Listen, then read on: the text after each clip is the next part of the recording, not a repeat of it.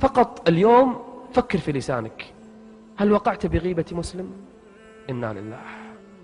بل قد يكون المسلم في أنحل في نواحي الأرض وأقصى الشرق أو الغرب، ونحن جالسون في هذا المجلس قد نقع في غيبته وقد نقع بعرضه.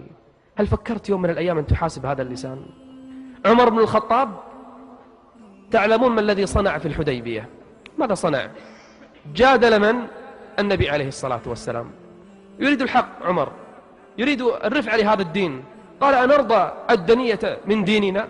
أنرضى بالدنية من ديننا؟ وأخذ يخاطب أبا بكر والنبي عليه الصلاة والسلام يريد أن يقاتل الكفار حمية لهذا الدين. شفت هذه الكلمات التي قالها عمر إلى أن يموت وهو يتذكرها، ويقول لمن عنده، يقول عملت لذلك اليوم أعمالا. يقول أخاف أن نحاسب على تلك الكلمات، عملت لها أعمال، لعل الله أن يعفو عني وأتبع السيئة الحسنة تمحها. ما قال شيء عمر كان يجادل لنصرة الدين، وخاف من هذه المجادلة، يقول عملت لذلك اليوم أعمالا. إن الرجل، اسمع الحديث الصحيح، يتكلم بالكلمة يضحك بها جلساءه.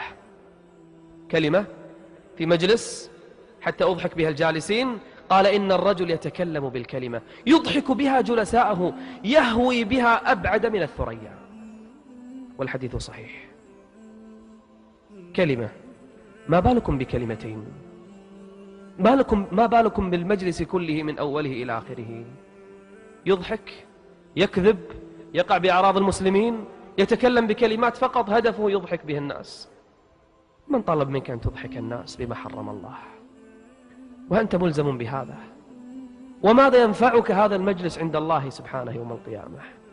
إذا رأيت في الصحيفة فلان تكلمت عليه، فلان وقعت بعرضه، فلان سببته، فلان اغتبته، فلان تكلمت عليه، فلان، ماذا ينفعك عند الله إن جئت بهذه الأعمال؟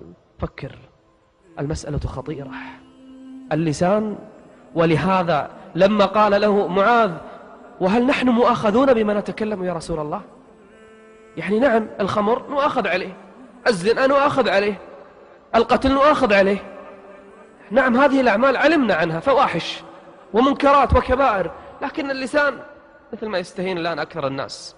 حتى اللسان بعض المرات يمزح، نقض المجلس، نضحك الناس، ما نقصد.